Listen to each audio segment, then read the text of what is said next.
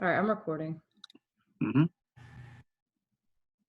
Okay, so my name is Jefferson. This is Kelsey and Jamie. We'll be discussing about our ethical issue regarding anti-vaccinations. Today we'll be discussing what factors are influencing this health situation as well as what's influencing it. I'm going to be starting off with defining the problem that's in the community. So as far as we know, I think we're all well aware of the complex health situation regarding the situation of anti-vaccine dilemmas in the community. Most people would think on the internet and stuff like that would say that it's their right, it's their choice. If they don't want the vaccine, it's up to them. Um, doing some research about the ethical concerns is mainly related to autonomy versus beneficence, basically meaning um, it's their right versus for the good of the community, which makes it a very tough ethical issue. Some of the research indicates that parent autonomy is what allows them the right to refuse immunizations for their children, for example. But that poses as a public health hazard, obviously. So some of the vaccines that we're well aware of is varicella, diphtheria, tetanus, pertussis, Hep A and B, influenza, HPV, measles, mumps, and rubella. All that stuff you usually take when you're a baby, essentially, and when you're growing up. So there was some studies about the attitudes and behaviors done by Hendricks. Some of the behaviors are multifactorial, is what they're saying. There are multiple reasons why some families are not being vaccinated. Some of the issues is due to logistics. It's mainly because either they don't have transportation or they don't have the ability to pay for the medication or for the immunizations. So from a logistical standpoint, it makes sense for those reasons, because it's not that they don't want it, it's because they can't or they don't have the means to obtain those vaccinations. Some of the other common ones that we usually see on the internet or through other people is that some of the common reasons that families refuse is they believe is the best interest of their children, whether it be religious or personal reasons. For example, some of the studies that I found show that some believe natural immunity is superior to vaccinations because vaccinations are known as unnatural immunity. And natural immunity is pretty much you live your life, you tame the sickness and you become immune or stronger at the end of it. And unnatural is vaccinations where you get like the dead cousin of the disease, and then your body becomes immune to it. The other reasons include relatively reasonable arguments, such as a phenomenon called herd immunity. Herd immunity is basically when a general population is vaccinated and immune to a certain disease to the point where nobody can get the disease in that like naturally. So, for example, for the MMR or the measles, mumps, and rubella, if 99% of the population is vaccinated, there's almost very little, if not no, cause for the disease to come back. So, people, and according to the research, people like to like free ride the immunity by not taking it because they feel like, oh, everyone else has the vaccines, I'm good, so I don't really need it. Right, but then if everyone does that, then we're not going to have that herd immunity. So really, I mean, how many people have the right? They have the right to choose, but then they're affecting the entire community. Correct. The main thing, because it was beneficence versus autonomy. Mm-hmm. So you respect their right, and the beneficence part is not only is the vaccine supposed to be for yourself and for the patient and for the family, but for the other people who are unable to get the vaccine. So people who have comorbidities or cancer or decreased immune systems, they obviously cannot get the vaccine. So it makes sense for the general population, especially the majority, to develop this kind of herd immunity because it makes the rest of the population very unlikely to get the vaccine or very unlikely to get the disease. And there's like some other solutions where they say that why would I get the vaccine if something like chickenpox is gone. And we can understand it's like a chicken before the egg kind of argument where we don't have chickenpox anymore because we have the vaccine. So why stop now? And We it's just also wanted to have, like the MMR and how everybody's been vaccinated against MMR, and however, now that people aren't vaccinating anymore because of their own personal choice, there are cases of measles that are blowing up across the United States because of the lack of vaccination. Right. And actually, I was looking up some of the ethical frameworks, and utilitarianism, that's like the greatest amount of benefit for the most amount of people. So then that's where we as nurses say like, oh, the vaccine is beneficial for the entire community and not just like, oh, the one person who doesn't want to get vaccinated, that keeps increasing, and then we're posing a threat to our community. right. Because for vaccines, it's relating to herd immunity all around. There's a low threshold. There's a certain threshold, but there's a low threshold for many of these. Like even if it's like 96, 97%, you still have 2 or 3% of the population that don't have the vaccine, which can easily spread. And then, if not watched carefully, some people who've been free riding the herd immunity argument, they'll get infected, and then that's a public health hazard. And then it also poses a threat to like our vulnerable populations, like our elderly, children in daycare, things like that, where maybe they don't have the age, like you have to be a certain age to get the vaccination. So if now everyone else doesn't have the vaccination, these cases are popping up. Now we have babies at risk, and so we have to protect each other by enough people getting vaccinated. So the ethical issue of this for anti-vaccine, it's mainly environmental, psychosocial, behavioral, social cultural. It's how the families are brought up and how they've been educated about these vaccines. It's getting harder to find more valid internet sources because the internet is such a big thing now. It's hard for people to find more credible sources like the CDC or the World Health Organization that have pretty easy to read files about the vaccines. But I think there's a lot of people who nowadays, I guess, or even the older population would stick to social networking sites, easy to push or easy to click sites that are clickbaity about vaccines and stuff. And then they don't see if it's credible or not. They just kind of see if it's like well written, not really supported by evidence or anything like that. But that's the main ethical issue, is that some people are not educated far enough or heavily enough. But on the other hand, there's some people who are educated and they still refuse, which you can't force them, obviously. But that poses as a public health hazard. Yeah, but then it's our job as nurses then to be able to educate our patients on, these are the benefits and these are the risks. It is it's their right to choose, whether our judgment agrees with that or not. And that's also part of our, our duties as a nurse is to be able to let our patients have autonomy and not insert our judgments on their overall care. Right. Go ahead.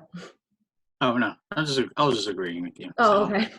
And we can educate on as well with these patients are, the pros of vaccines, about how we're providing protection. There are ways, if we reach a certain point, we can eradicate a disease entirely. For example, polio. They had the polio vaccine, and how many cases of polio do we see nowadays? Right. And it's like we've been saying, also to protect others who can't get vaccinated, our sick people, our immunocompromised adults and children, who are at higher risk of getting these diseases that are very deadly, which is why we have vaccines. And also, as well, on the flip side, there are some cons of getting vaccines, and they are, very minimal. But there are side effects and adverse reactions. People have anaphylactic reactions to vaccines, and therefore they can't get any more vaccines, which is where this herd immunity comes in. There are reactions such as Guillain-Barré, like I said, anaphylaxis, and then severe rashes, things that, and especially even as you know, myself as a new parent, it can be scary. So to be able to hear the reassurance from your healthcare provider that it's safe for the majority of the people and that reactions may not be seen as frequently, and just to dispel those rumors, like you were saying, Jefferson, that you see on the internet that's so easily accessible on Facebook and all these social media sites, it can become easy to fall into that and not know the credible information. But then it's our job as healthcare providers to dispel those rumors, you know? Exactly. We need to provide information based off of scientific research to dispel those rumors, such as vaccines cause autism, because that is probably one of the biggest things out there and the biggest misconceptions about vaccinations. And it's our job to provide the correct information so that they can make an informed decision. Right. That's what I think so too. So in terms of how to resolve the issue per se, it's very complex. Like I said earlier, it's an ethical issue. Many people will argue that the primary and more sensible thing to do is make sure you drive education like as much as possible, that they understand the risks and adverse effects as well as the major benefits that outweigh the risks for these vaccinations. But the solution or one of the many solutions that I found, that I managed to find through research online, is not necessarily education in itself, because I understand nurses, doctors, and clinics and stuff like that should know and should be educating these patients about the risks, benefits, and adverse effects of these vaccines. But it's more of the communication approach in terms of the vaccine, because we have to allow them the right to accept or refuse vaccinations, as well as like any other medical treatment, especially if it's a parent for their child, which is making a decision for them. So a therapeutic relationship and communication is key, essentially, to make sure they understand, and they should be taking the vaccines, but they should be also understanding that if they don't take it, they should fully understand what they're getting themselves into. So, for example, one of the studies I found was the different type of approaches, namely presumptive approach, participatory approach, and guiding approach. Presumptive is what most of us healthcare providers are aware of. It's like, talking to a parent about their child, and you're already assuming that they want the vaccine. So you don't really speak about it too much. You kind of just say, okay, this is the time frame that your child is going to get these set of vaccines at these certain times. And according to the research, it yielded the least amount of vaccine resistance among the families, meaning the most of these families do get the vaccines, but they report that their healthcare provider does not care about their perspective or autonomy, and that could lead to other different types of problems down the road besides just the vaccines. I mean, vaccines are important, but we also have to still think about the long run in terms of their health care. The other ones is kind of like the opposite. The participatory and guiding approach is more yielded towards educating the patient, but also giving them the option to refuse. Presumptive is pretty much like we said, that we nudge them into taking the vaccine by not offering them the option. Participatory and guiding approach is more likely that these are the vaccines. Do you want them? And these, as you would expect, do not yield as much vaccine resistance again for the families, but they do offer a more therapeutic relationship between the patients and the patients, families, and the healthcare provider. But because they're not vaccinated, they leave the office unvaccinated for a period of time, which can pose as a public health hazard for the time they are not vaccinated, which in itself could be another issue. That's what I found so far. Right. And also, even one of the ways, I guess, that you could guide your patient is giving them options. Like, maybe you're not comfortable giving your child the vaccine today. Maybe you want to look into it a little bit more and find out more about the side effects or studies related to it. and even offering possibly, like, not having your child receive 4 vaccinations today, maybe extend, like, follow like the extended vaccination schedule. That might be something they may feel more comfortable with and that they might not know as an option. So that's something that it'll be kind of a win-win for both sides, because the parent will feel more comfortable giving their children the vaccinations over maybe a little more time for them to tolerate it. And then, you still get the immunity that is good for our community. And so that's good to offer options. I think it's better if you get something, at least you get something as opposed to nothing. Even though if it gets delayed, it's better than nothing. You just got to be, the parents, I think, just have to be wary about what they're doing. Not to scare them, because they should have it, but yeah. Yeah, and then we also have to be kind of, like I said, wary about like our own judgments about them, because then we can be mistrustful of them as parents, maybe feeling like they're not protecting their children. Like if you're pro-vaccination, you might think, oh, these parents are putting their children in danger, and that might, what you consider keeping your patient safe might not be the same for the parent, depending on their background, like you were saying. But maybe coming up with a compromise, that might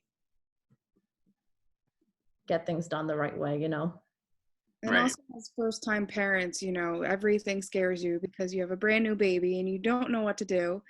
And having that therapeutic relationship it's critical, because us as first-time parents are relying on these doctors and nurses to provide us with accurate information so that we can make the decision. Forming that bond with the pediatrician, it just helps, and passing judgment based off of, whether you take the vaccine or not, or, how can you not vaccinate your child right now? The CDC says we need to follow these guidelines, and, just being open and encouraging them and reassuring them that, about everything, about getting the vaccine, about what to do if you don't get the vaccine, if the child becomes sick, what you should do. And even just from the reaction from the vaccine, the fever, the rash, the fussiness, just a little bit of Tylenol will help, let them rest longer. Just being that person. That support and education. Yeah, absolutely. And then that even goes with like another ethical framework that I was looking up, was the deontological, which is basically like going by like a set of moral guidelines rather than, oh, this is what's best for everyone kind of thing. So what's right would be what feels right for the patient and what's on their, their background and their beliefs. That forcing somebody to do something that they're not comfortable with, that's not right either. So you have to kind of look at it, from both sides. Like as a professional, the benefits, but maybe in, somebody's personal life, it might not be the right thing. So we have to consider that too. And yeah, individualized care is pretty much the pinnacle for every ethical provider, for nurses, doctors, and whatnot. We can go on and on about like there's different types of ways about providing the right pathway or approach or framework, but the matter of the fact is that we have to develop a good communication and relationship with the patient, so they are not only informed but they feel safe, and they feel safe with whatever decision they make, as long as they know what's going on. There's still continuing research about what is to come for vaccines and the anti-vaccine population, but it's still a dilemma. It's an ethical dilemma for a reason. There's no one answer for all. It's still trying to find a proper approach for this. And some is being done, some is effective, but we're still trying to find that one true answer for that. Absolutely. There's definitely not one solution.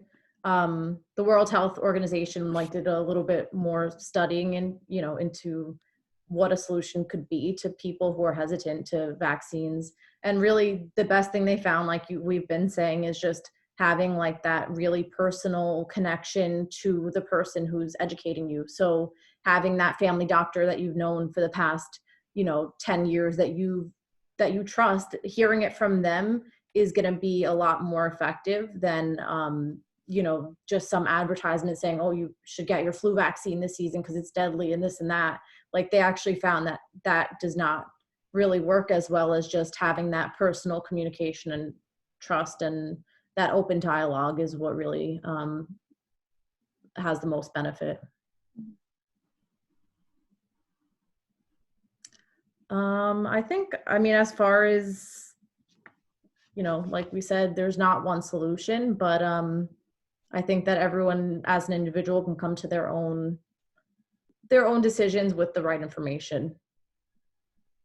There's always the logistics about the solution is still being worked out. I mean, there's some research they say something about like their tax breaks or something like that. They should be revoked if they don't get vaccines. I don't know. It's very radical approaches that I'm seeing, and they're all taking like the presumptive approach where it's like, if they're not taking their vaccine, something should be taken away from them, which I don't think is a very good idea, because then that just puts the patient at more risk for not just healthcare related problems, but economic or like income and stuff like that. So there's a lot of work to be done for this kind of ethical dilemma, but yeah, it's still going to be a long process to find out what's right, but yeah, it's going to take some time. Yep, but it's our job as nurses to keep up to date with all the newest stuff and relay that to our patients. So okay, it was nice talking to you guys. All right, that's pretty much it. Thank you. All right.